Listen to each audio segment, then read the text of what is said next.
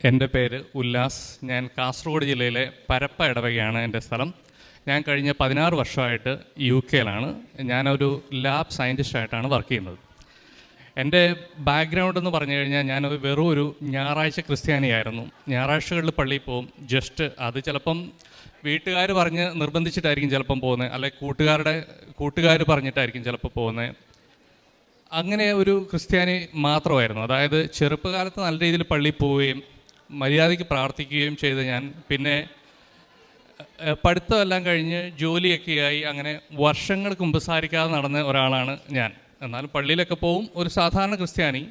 എന്നാൽ ആരെങ്കിലും ഇതിനെതിരെ പറഞ്ഞാലൊക്കെ എനിക്ക് അത്ര ഇഷ്ടപ്പെടാറില്ല. ഇങ്ങനെ പള്ളികൾക്കെതിരെ പറഞ്ഞാൽ അങ്ങനത്തെ ഒരാളാണ്. യുക്തിവാദിയാണോ എന്ന് ചോദിച്ചാൽ പൂർണ്ണമായിട്ട് യുക്തിവാദിയല്ല. എന്നാലും ചില കാര്യങ്ങൾ കേൾക്കുമ്പം ഞാൻ യുക്തിക്ക് ചിന്തിക്കുന്ന ഒരാളായിരുന്നു. അപ്പം അങ്ങനത്തെ ഒരാളായിരുന്നു. കാരണം ഞാൻ ഈ സാക്ഷ്യം പറയാൻ കാരണം എന്നെപ്പോലെ കുറേ പേര് ഈ അവസ്ഥയിൽ ഉണ്ടാകും. അതായത് കാരണം ഞാൻ എല്ലാം എൻ്റെ സ്വന്തം കഴിവിൽ മാത്രം ആശ്രയിച്ച് വിശ്വസിച്ച് വന്ന ആളാണ്. കാരണം ഞാൻ എവിടെ ഇൻ്റർവ്യൂവിന് പോയാലും ഈ ഇൻ്റർവ്യൂ എല്ലാം ഈസി ആയിട്ട് സ്കോർ ചെയ്യും. പഠിത്തത്തിലാണെങ്കിൽ ഞാൻ പെട്ടെന്ന് നന്നായിട്ട് പഠിക്കും. ഞാൻ MSc റാങ്കോടെ പാസ്സായതാണ് ഇവിടെ യൂണിവേഴ്സിറ്റി ക്യാമ്പസിൽ. അപ്പോൾ അങ്ങനെ ഒരാളായിരുന്നു ഞാൻ. പിന്നെ ഞാൻ UK-യിൽ ചെന്നു. UK-യിൽ ചെന്നപ്പോൾ ആണെങ്കിലും പെട്ടെന്ന് എനിക്ക് പ്രൊമോഷനായി. എന്നേക്കാൾ ഒരുപാട് എക്സ്പീരിയൻസ് ഉള്ള സീനിയേഴ്സായ ഇംഗ്ലീഷുകാർക്ക് കൊടുക്കാതെ തന്നെ എനിക്ക് പെട്ടെന്ന് സീനിയറായി. അപ്പം ഞാൻ അഹങ്കാരിയായി, പണമായി, അങ്ങനെ ഒരു ദൈവവിശ്വാസം ജസ്റ്റ് ഞായറാഴ്ച ക്രിസ്ത്യാനിയായിട്ട് അങ്ങനെ പോയി. അതാണ് എൻ്റെ ബാക്ക്ഗ്രൗണ്ട്. അപ്പം എന്ത് സംഭവിച്ചെന്ന് വെച്ചാൽ 2022 നവംബർ ആയപ്പം എനിക്ക് ജോലി ഈസിയാണ്. അപ്പോൾ ജോലിയിൽ കുറച്ച് എനിക്കൊരു കംഫർട്ടബിൾ അല്ലാത്തൊരു എൻവയോൺമെൻറ്റ് വന്നു. അപ്പം വേറെ ജോലിക്ക് നോക്കണം. അപ്പോൾ അങ്ങനെ ഞാൻ ജോലിക്ക് നോക്കാൻ തുടങ്ങി. അപ്പം ജോലി ആദ്യമൊന്നും ശരിയായില്ല. അപ്പം ഞാൻ UK-ക്ക് പുറത്ത് അപ്ലൈ ചെയ്യാം. അപ്പോൾ US-ൽ ഞാൻ അപ്ലൈ ചെയ്യാൻ തുടങ്ങി. ഞാൻ അപ്ലൈ ചെയ്ത് ആദ്യത്തെ ആഴ്ച തന്നെ 2-3 ഇൻ്റർവ്യൂ എനിക്ക് വന്നു. അപ്പം അതിൽ ഒരു ജോലി എനിക്ക് കിട്ടി. അത് ജോബ് ഓഫർ കിട്ടുന്നത് എനിക്ക് ഫെബ്രുവരി 2023-ലാണ്. അപ്പോൾ ജോബ് ഓഫർ കിട്ടിക്കഴിഞ്ഞപ്പം ഞാൻ അവരോട് ചോദിച്ചു എത്ര കാലം എടുക്കും. അവർ പറഞ്ഞു പൊതുവെ എല്ലാം പെട്ടെന്നായിരിക്കും. അവരിപ്പോൾ ഒരു സ്റ്റാഫിനെ റിക്രൂട്ട് ചെയ്തിട്ട് 5 മാസം എടുത്തിട്ടുള്ളൂ അവിടെ ജോലിക്ക് ജോയിൻ ചെയ്യാമെന്ന് പറഞ്ഞു. അപ്പം ഞാൻ 5 മാസം എല്ലാം പ്ലാൻ ചെയ്ത് കാര്യങ്ങളൊക്കെ ഇങ്ങനെ പോയി. അപ്പം അവരെന്ന് പറഞ്ഞാൽ ഞാൻ ലാബിൻ്റെ ഇതായതുകൊണ്ട് അവർ എന്നോട് 2 കാര്യങ്ങളാണ് അവർ ആവശ്യപ്പെട്ടത്. ഞാൻ ന്യൂയോർക്കിലേക്ക് പോകുന്നുണ്ട്. ന്യൂയോർക്ക് സ്റ്റേറ്റിൻ്റെ രജിസ്ട്രേഷൻ എനിക്ക് വേണം. അത് കൂടാണ്ട് എനിക്ക് വിസ സ്ക്രീൻ സർട്ടിഫിക്കറ്റ് എന്ന് പറഞ്ഞൊരു കാര്യമുണ്ട്. ഇത് നേഴ്സുമാർക്കൊക്കെ ചെയ്യുന്ന പോലെ തന്നെ CGFNS എന്ന് പറയുന്ന അവരുടെ ഒരു വിസ സ്ക്രീൻ സർട്ടിഫിക്കറ്റ് വേണം. അപ്പോൾ എന്നെ ഇൻ്റർവ്യൂ ചെയ്തവർ എന്നോട് പറഞ്ഞു നീ 2 ആൾക്കാരുമായിട്ടാണ് നിൻ്റെ കോൺടാക്റ്റ്. ഒന്ന് നിൻ്റെ ഇമിഗ്രേഷൻ മാനേജർ, പിന്നെ നിൻ്റെ വക്കീൽ. അവർ വക്കീലിനെ ഏർപ്പാടാക്കിയിട്ടുണ്ട്. ഇവരുമായിട്ടാണ് എൻ്റെ ഫുൾ കോൺടാക്റ്റ്. അപ്പം ഞാൻ വക്കീലിനോട് പറഞ്ഞു ഇങ്ങനെയാണ് ഈ 2 കാര്യങ്ങൾ ഞാൻ റെഡിയാക്കിയിട്ട് പെട്ടെന്ന് നിങ്ങളെ കോൺടാക്റ്റ് ചെയ്യാം. അപ്പം ഞാൻ പഠിത്തം തുടങ്ങി. അപ്പം ന്യൂയോർക്ക് രജിസ്ട്രേഷൻ വേണമെങ്കിൽ ഞാൻ അവിടുത്തെ എക്സാം പാസ്സാകണം. അപ്പോൾ എക്സാം പാസ്സാകുന്ന ഏത് എക്സാമും ഈസി ആയിട്ടിരുന്ന് എനിക്ക് ഈ എക്സാമിൻ്റെ ഡേറ്റൊക്കെ അറിഞ്ഞു കഴിഞ്ഞപ്പം എനിക്ക് ഭയങ്കര പേടിയായി. അപ്പം ഞാൻ ലണ്ടനിലാണ് എക്സാം സെൻറ്റർ എടുത്തത്. അപ്പം ഞാൻ UK താമസിക്കുന്നിടത്ത് 2 മണിക്കൂറുണ്ട് ട്രെയിനിൽ. അപ്പം ഞാൻ തലേദിവസം അങ്ങോട്ട് പോയി. ട്രെയിനിൽ പോകുമ്പോൾ തന്നെ എനിക്ക് ഭയങ്കര പേടിയായിരുന്നു. കാരണം ഞാൻ പരീക്ഷയെക്കുറിച്ച് ഓർത്തിട്ട് ഭയങ്കര പേടി. ഞാൻ വിചാരിച്ചു പ്രായമൊക്കെ ആയി വരുന്നതിൻ്റെ ആയിരിക്കും പരീക്ഷയ്ക്ക് പേടി എന്ന് വിചാരിച്ചു. പക്ഷേ അന്ന് രാവിലെ ഞാൻ എന്നിട്ട് ടെൻഷൻ അടിച്ച് എൻ്റെ പെങ്ങളെ വിളിച്ചു. അതായത് പെങ്ങളെ ഞാൻ ഹോട്ടലിൽ താമസിക്കുന്നതെന്ന് എക്സാം സെൻറ്ററിലേക്ക് നടക്കുമ്പോൾ പെങ്ങളെ വിളിച്ചു. അപ്പോൾ പെങ്ങൾ എന്നോട് പറഞ്ഞു ഒരു സ്ഥലമുണ്ട്, ഞാൻ അവിടെ നിന്ന് ഒരു റിക്വസ്റ്റ് ഇട്ടേക്കാം, അത് ശരിയാകും, ഒന്നും പേടിക്കണ്ടെന്ന് പറഞ്ഞു. ഞാൻ വിശ്വസിച്ചില്ല. ഞാനങ്ങ് പരീക്ഷയ്ക്ക് പോയപ്പോൾ പരീക്ഷയ്ക്ക് വരുന്നത് പൊതുവെ 7 ഡിഫറെൻറ്റ് സെക്ഷനിൽ നിന്നുള്ള ക്വസ്റ്റ്യൻസാണ്. ആ ക്വസ്റ്റ്യൻസിൽ ഒന്ന് ക്ലിനിക്കൽ കെമിസ്ട്രി. ഞാൻ ആ ഫീൽഡിലാണ് ഞാൻ കഴിഞ്ഞ 12 വർഷമായിട്ട് വർക്ക് ചെയ്യുന്നത്. അതിൽ ഞാൻ അവിടുത്തെ യൂണിവേഴ്സിറ്റി പിള്ളേരെ സൂപ്പർവൈസ് ചെയ്യുന്നുണ്ട്. ജോലി കിട്ടി സ്പെഷ്യലൈസ് ചെയ്യുന്നവരെ സൂപ്പർവൈസ് ചെയ്യുന്നുണ്ട്. ജോലി കിട്ടി അത് കഴിഞ്ഞ് അഡ്വാൻസ് സ്പെഷ്യലൈസ് ചെയ്യുന്നവരെ സൂപ്പർവൈസ് ചെയ്യുന്നുണ്ട്. ഈ പരീക്ഷയ്ക്ക് ക്വസ്റ്റ്യൻസ് വന്നു കഴിഞ്ഞപ്പം എനിക്ക് ക്ലിനിക്കൽ കെമിസ്ട്രിയിലെ ക്വസ്റ്റ്യൻസ് പോലും എനിക്കറിയില്ല. ബാക്കി 6 വേറെ ഡിസിപ്ലിൻസ് ഉണ്ട്. അപ്പം പരീക്ഷയ്ക്ക് ഞാൻ എന്തായാലും എനിക്ക് 1000-ൽ 400 മാർക്കുണ്ടെങ്കിൽ മാത്രമേ പാസ്സാവുള്ളൂ. പക്ഷെ ഞാൻ വിചാരിച്ചു എനിക്കൊന്നും അറിയില്ല, ഒന്നും മനസ്സിലാകുന്നില്ല. എന്നിട്ട് അപ്പം മൾട്ടിപ്പിൾ ചോയ്സ് ക്വസ്റ്റ്യൻസാണ്. ABCD. അപ്പം എനിക്ക് ഓരോന്ന് തോന്നും ഇന്ന് കുത്ത് ABCD ഏതാണ്. അപ്പം ഞാൻ സെലക്ട് ചെയ്തു. അവസാനം ഈ പരീക്ഷയുടെ വേറെ ഒരു ടെൻഷൻ എന്ന് പറഞ്ഞാൽ ഇത് അവസാനത്തെ ക്ലിക്ക് ചെയ്ത് സബ്മിറ്റ് ചെയ്യുമ്പോൾ റിസൾട്ട് അറിയും. അതാണ് ഇതിന് വേറെ ഒരു പ്രശ്നം. അവസാനം ഇത് നോക്കുമ്പോൾ പാസ്. അപ്പം എനിക്ക് കുറച്ച് വിശ്വാസം വന്നു. ഓക്കെ, പെങ്ങൾ പറഞ്ഞതിൽ ഇതുണ്ട്. ഓക്കെ, അപ്പം എന്ന് പറഞ്ഞു കഴിഞ്ഞാൽ ഇത് എവിടെയാണ് ഇവിടെ റിക്വസ്റ്റ് വിട്ടെന്ന് എനിക്കറിയില്ലായിരുന്നു. അപ്പം റിക്വസ്റ്റ് വിട്ടു. ഓക്കെ, അപ്പം കൃപാസനത്തെക്കുറിച്ച് ഞാൻ അങ്ങനെയൊന്നും കേട്ടിട്ടൊന്നുമില്ല. ഒരു പ്രാവശ്യം ഒരു ദിവസം പള്ളിയിൽ നിന്ന് കഴിഞ്ഞ് ഇറങ്ങുമ്പോൾ ഒരു ചേട്ടൻ ഓടി വന്ന് പേപ്പർ കൈ തന്നു. ഓക്കെ, കൃപാസനം എന്ന് കണ്ടു, അത് വീട്ടിലെവിടെ കൊണ്ടുവച്ചു, അത്രേ ഉള്ളൂ. അപ്പം കൃപാസനം എന്ന് പിന്നെ ഈ ഫേസ്ബുക്കിലൊക്കെ ഈ ട്രോളുകളൊക്കെ കണ്ടിട്ടുള്ളതൊക്കെ അത്രയൊക്കെ എനിക്കറിയുള്ളൂ. പിന്നെ അത് കഴിഞ്ഞപ്പം ഞാൻ ഒരു കാര്യം ഇതാക്കി, അതായത് എന്നാൽ പിന്നെ സെയിം സിലബസാണ് അടുത്ത ഹയർ ലെവൽ എക്സാം ഞാൻ ചുമ്മാ എഴുതിയേക്കാം, എനിക്ക് അവിടെ ചെന്ന് കഴിയുമ്പോൾ കരിയർ പ്രോഗ്രഷൻ ഉണ്ടാവും. അപ്പോൾ ആ പരീക്ഷയ്ക്ക് പോകുമ്പോഴും ഞാനൊന്നും പഠിച്ചിട്ടില്ല. ഞാൻ പെങ്ങളോട് പറഞ്ഞു, ഇതാണ് നീ റിക്വസ്റ്റ് വിടണം. അവൾ വിട്ടു, ആ പരീക്ഷ പാസ്സായി. അപ്പോൾ എന്ന് പറഞ്ഞു കഴിഞ്ഞാൽ എനിക്ക് ഫെബ്രുവരി 7-നാണ് 2023 ജോബ് ഓഫർ കിട്ടിയത്. അതിന് മുമ്പ് അതായത് പരീക്ഷ പാസ്സായെന്ന് പറഞ്ഞു കഴിഞ്ഞാൽ പണ്ടൊക്കെ ആരെങ്കിലും പ്രാർത്ഥിച്ചിട്ട് പരീക്ഷ പാസ്സായെന്ന് പറഞ്ഞു കഴിഞ്ഞാൽ ചിരിക്കുന്ന ആളായിരുന്നു ഞാൻ. ഇപ്പോൾ ഇവിടുത്തെ ഞാൻ ഇടയ്ക്കിടയ്ക്ക് സമയം കിട്ടുമ്പോൾ സാക്ഷ്യം കേൾക്കുമ്പോൾ എനിക്കത് മനസ്സിലാകും, അവരുടെ ആ വിശ്വാസത്തിൻ്റെയും അവരുടെ എക്സ്പീരിയൻസിൻ്റെ. കാരണം എക്സ്പീരിയൻസ് കൊണ്ടാണ് നമ്മൾ അറിയുന്നത് ഇത്.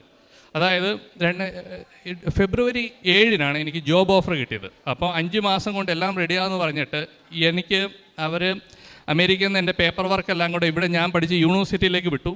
യൂണിവേഴ്സിറ്റിയിൽ നിന്ന് അവരെല്ലാം കൂടെ വെരിഫൈ ചെയ്ത് അമേരിക്ക വിടണം. വെരിഫൈ ചെയ്ത് വിടാൻ വേണ്ടിയിട്ട് ഇവിടുന്ന് എല്ലാം ഡിലേ. എനിക്കെന്ന് പറഞ്ഞു കഴിഞ്ഞാൽ എനിക്ക് പേഴ്സണലായിട്ട് ഇവിടുത്തെ മന്ത്രീനെ പേഴ്സണലായിട്ട് എനിക്ക് അറിയാവുന്ന ആളാണ്. മന്ത്രിയുടെ അത്രമാത്രം എനിക്ക് ബന്ധങ്ങളുള്ള ആളുണ്ടായിട്ടും എന്നെ ആരും സഹായിച്ചില്ല. ഞാൻ ഇവരെല്ലാം കോൺടാക്ട് ചെയ്തു, അവർ അവസാനം ഫോൺ എടുക്കണ്ടായി. എന്നിട്ട് ഇവിടെ യൂണിവേഴ്സിറ്റിയിൽ നിന്ന് പേപ്പർ വർക്ക് അമേരിക്കയിൽ പോയി, അവസാനം അവർക്ക് സൈനും സിഗ്നേച്ചറും വെരിഫൈ ചെയ്യണം, യൂണിവേഴ്സിറ്റിയുടെ രജിസ്ട്രാറിൻ്റെ, എൻ്റെ ഹെഡ് ഓഫ് ദി ഡിപ്പാർട്ട്മെൻറ്റ് എല്ലാവരുടെയും. അത് വെരിഫൈ ചെയ്യാൻ വേണ്ടിയിട്ട് ഇങ്ങോട്ട് പേപ്പർ അയച്ചപ്പം അതും അവർ ഇവിടുന്ന് യൂണിവേഴ്സിറ്റിയിൽ നിന്ന് ആരും റെസ്പോണ്ട് ചെയ്യില്ല. അങ്ങനെ അത് 7 മാസം ഡിലേ ആയി. ആദ്യം ശരിക്കും 2 ആഴ്ച കൊണ്ട് നടക്കേണ്ട കാര്യം 7 മാസം എടുത്തു പേപ്പർ വർക്ക് ഇതാകാൻ വേണ്ടി. അവസാനം എൻ്റെ പെങ്ങൾ എന്നോട് ഇങ്ങനെ പറഞ്ഞു, ഓക്കെ സെപ്റ്റംബർ 8-ന് ശരിയാവും, മാതാവിൻ്റെ ദിവസമാണ്, സെപ്റ്റംബർ 8-ന് റിസൾട്ട് അറിയും. ഞാൻ സെപ്റ്റംബർ 8-ന് റിസൾട്ട് അറിഞ്ഞു. അതിലറിഞ്ഞത് എൻ്റെ വിസ സ്ക്രീൻ സർട്ടിഫിക്കറ്റ് റിജക്റ്റായി. കാരണം 2 കാര്യങ്ങളാണ് അവരെന്നോട് പറഞ്ഞത്. ഒന്ന് വിസ സ്ക്രീൻ സർട്ടിഫിക്കറ്റ്, പിന്നെ ന്യൂയോർക്ക് രജിസ്ട്രേഷൻ. എക്സാം പാസ്സായതുകൊണ്ട് ന്യൂയോർക്ക് രജിസ്ട്രേഷൻ കിട്ടി. അത് Krupasanam light candle prayer request പെങ്ങൾ വിട്ട് അങ്ങനെയാണ് ഇതായത്. വിസ സ്ക്രീൻ സർട്ടിഫിക്കറ്റ് റിജക്റ്റായി. ഞങ്ങളാകെ തളർന്നുപോയി. അതായത് നിങ്ങളുടെ ജീവിതത്തിൽ നിങ്ങൾ തളർന്ന് ഒന്നും അല്ലാന്ന് തോന്നുന്ന ഒരു നിമിഷം വരുന്ന അന്നായിരിക്കും മാതാവ് പ്രവർത്തിക്കാൻ തുടങ്ങുന്നത്. ഞാൻ പറയാം. കാരണം എന്ന് എൻ്റെ ഭാര്യ അവളിവിടെ വന്നിട്ടുണ്ട്. അവൾ ശരിക്കും ഇവിടുത്തെ ഉടമ്പടി എടുക്കാൻ വേണ്ടിയിട്ട് ഇപ്പം ക്യൂവിലേക്ക് അങ്ങോട്ട് പോയിരിക്കുകയാണ്. അതുകൊണ്ടാണ് അവൾ ഇങ്ങോട്ട് വരാത്തത്. എന്നിട്ട് അവൾ റിക്വസ്റ്റ് എടുത്ത് 2 ദിവസം കഴിയുമ്പോൾ വക്കീൽ എന്നോട് പറയുവാണ്, നമുക്ക് വേണ്ട പേപ്പറുകളെല്ലാം കിട്ടിയെന്ന് എനിക്ക് തോന്നുന്നു. കാരണം ഞാൻ അതിലൊരു ലൂപ്പ് ഹോൾ കണ്ടുപിടിച്ചിട്ടുണ്ട്. ഏതായാലും നമുക്ക് സബ്മിറ്റ് ചെയ്ത് അവർ റിജക്റ്റ് ചെയ്യുമ്പോൾ നീ കൂടുതൽ പേപ്പർ വർക്ക് എന്തെങ്കിലും അതായത് കൂടുതൽ എക്സ്പീരിയൻസും സാധനങ്ങളും കാണിച്ചു കഴിഞ്ഞാൽ അവർ ആക്സെപ്റ്റ് ചെയ്യാൻ ചാൻസ് ഉണ്ട്. അവർക്ക് എന്നിട്ട് ഉറപ്പില്ല. ഓക്കെ, ആ സമയത്ത് ഞങ്ങൾ ഈ ആഴ്ചയിൽ 1 ദിവസം ഉപവസിക്കും. പിന്നെ യൂട്യൂബിൽ അച്ഛൻ്റെ ധ്യാനം കാണും. ഞങ്ങളെല്ലാവരും ബൈബിൾ വായിക്കും, ½ an hour. അങ്ങനെ കാര്യങ്ങളൊക്കെ ആയിട്ട് അങ്ങനെ പോയി. അപ്പം ഈ വക്കീൽ എന്നോട് പറഞ്ഞു, ഓക്കെ ഇതെല്ലാം സബ്മിറ്റ് ചെയ്യും. എന്നിട്ട് ഇവിടെ ജപമാല റാലി ഒക്ടോബർ 28-നായിരുന്നു. അപ്പം ഞങ്ങൾക്കവിടെ, ഞാൻ UK-യിലായതുകൊണ്ട് UK-യിൽ ഞങ്ങൾക്ക് വേറെ ഉടമ്പടി എടുത്ത ഫാമിലിയും കൂടെ കൂടിയിട്ടാണ് ഇത് ഞങ്ങൾ കൊന്ത ചെല്ലാൻ വേണ്ടിയിട്ട് തീരുമാനിച്ചത്. അപ്പോൾ ആദ്യം ഞങ്ങൾ കൊന്ത ചെല്ലാൻ തീരുമാനിച്ചു. കാരണം ഇവിടുത്തെ സമയമാകുമ്പോൾ ഞങ്ങളവിടെ വെളുപ്പിന് എഴുന്നേറ്റ് അന്നേരം പ്രാർത്ഥന 1 മണിയാണ് അന്ന് സമയം. UK-യിലെ സമയം 1 മണിക്കാണ്, ഇവിടുത്തെ 5:30 അങ്ങനെയാണ് ഞങ്ങൾ പ്ലാൻ ചെയ്തത്. പക്ഷേ ഞങ്ങൾ കുറച്ച് നേരത്തെ പ്രാർത്ഥന ഇതെല്ലാം കഴിഞ്ഞ് പിറ്റേ 12 മണിക്കൂർ കൊന്ത കഴിഞ്ഞപ്പോൾ ഞാൻ എൻ്റെ ഇമെയിലിൽ നോക്കുമ്പം വക്കീൽ പറയുകയാണ്, ഞാൻ പേപ്പറെല്ലാം സബ്മിറ്റ് ചെയ്തു. ഓക്കെ, അത് വക്കീൽ ആ പേപ്പർ സബ്മിറ്റ് ചെയ്തെന്ന് പറയുന്നു. ഇതിനു മുമ്പ് ഞാനൊരു കാര്യം ചെയ്തിരുന്നു. ഏതായാലും കാര്യങ്ങളൊന്നും നടക്കുന്നില്ല, ഞാനൊരു പേപ്പറിൽ എഴുതാം ഏതായാലും ഡേറ്റുകൾ. കാരണം 2 ആഴ്ച എടുക്കേണ്ടതിന് 7 മാസം എടുത്തു. അപ്പം ഞാൻ ഡേറ്റുകളെല്ലാം ചുമ്മാ പെട്ടെന്ന് അതായത് അധികം ടൈം ഗ്യാപ്പ് കൊടുക്കാണ്ട് ഞാൻ എഴുതി. അതിൽ അതായത് വക്കീൽ സബ്മിറ്റ് ചെയ്യുന്ന ഡേറ്റ് ഒക്ടോബർ 13 ആയിരുന്നു. പക്ഷേ അവർ 27-നാണ് സബ്മിറ്റ് ചെയ്ത്, അവിടെ ഡിലേ ആയി. അതങ്ങനെ പോയി. വക്കീൽ എന്നിട്ട് എന്നോട് പറഞ്ഞു, ഒറ്റയടിക്ക് ഇത് പാസ്സാവില്ല, കാരണം അവർ കാര്യങ്ങൾ ചോദിക്കും. അപ്പം വക്കീൽ എന്നോട് പറഞ്ഞു, നവംബർ 10-ന് അവർ എൻ്റെ പ്രീമിയം പ്രോസസ്സിങ്ങിന് മണി പേ ചെയ്തുകൊണ്ട് നവംബർ 10-ന് 2 ആഴ്ചക്കുള്ളിൽ അറിയുമെന്ന് പറയും. അപ്പോൾ ഞാൻ പെങ്ങളെ വിളിച്ച് ഇങ്ങനെ പറഞ്ഞു. പെങ്ങൾ പറഞ്ഞു നവംബർ 10 അറിയില്ല, നവംബർ 13 അറിയുള്ളൂ എന്ന് പറഞ്ഞു. കാരണം അവൾ ഇവിടെ 13 ഇവിടെ വരുന്നുണ്ട്. 10 അറിഞ്ഞില്ല. 13 അവൾ ഇവിടെ കഴിഞ്ഞ് റെയിൽവേ സ്റ്റേഷൻ എത്തുന്നതിന് മുമ്പ് ഞാൻ അവളെ വിളിച്ചു. അപ്പോൾ അവൾ റെയിൽവേ സ്റ്റേഷൻ എത്തിയില്ല. അന്ന് ഇവിടെ ഇത് അപ്രൂവ് ആയെന്ന് പറഞ്ഞിട്ട് വക്കീൽ എന്നെ അറിയിച്ചു. അതങ്ങനെ റെഡിയായി. അപ്പം ഞാൻ എഴുത്തതിൽ വേറെ ഒരു ഡേറ്റ് ഞാൻ എഴുതിയിരുന്നത് നവംബർ 20 ഞാൻ വിസയ്ക്ക് വേണ്ടിയിട്ട് കൊടുക്കുമെന്നാണ് എഴുതിയിരുന്നത്. നവംബർ 20 തന്നെ എനിക്ക് US വിസയ്ക്ക് കൊടുക്കാൻ വേണ്ടിയിട്ട് പേപ്പർ എല്ലാം കൊടുക്കാൻ വേണ്ടിയിട്ട് കൊടുത്തു.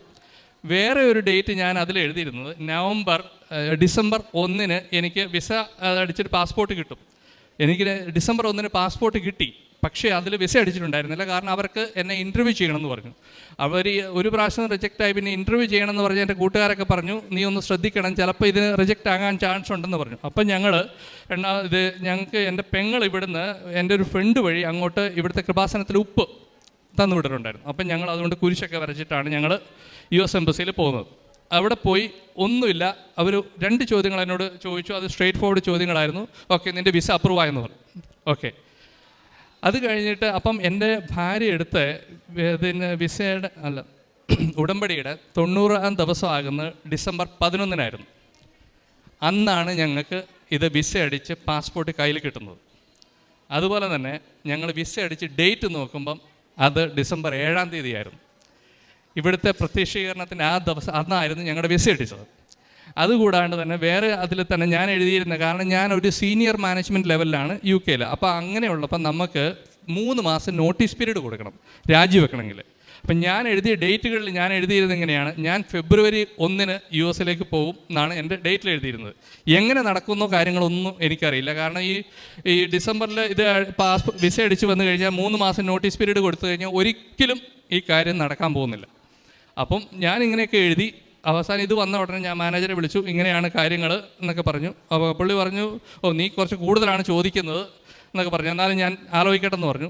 പുള്ളി ഒരു ഉച്ച കഴിഞ്ഞിട്ട് എന്നെ വിളിച്ചിട്ട് പറഞ്ഞു, ഓക്കെ ഞാൻ അംഗീകരിച്ചിട്ടുണ്ട്, നിൻ്റെ രാജി അംഗീകരിച്ചു, നീ പോയിക്കോളാൻ പറഞ്ഞു. അങ്ങനെ ഞാൻ അതായത് എൻ്റെ ഡേറ്റുകൾ ആദ്യമെല്ലാം പുറകിലായിരുന്നു. ഈ ജനുവരി 31 ഞങ്ങൾ US പോകണം.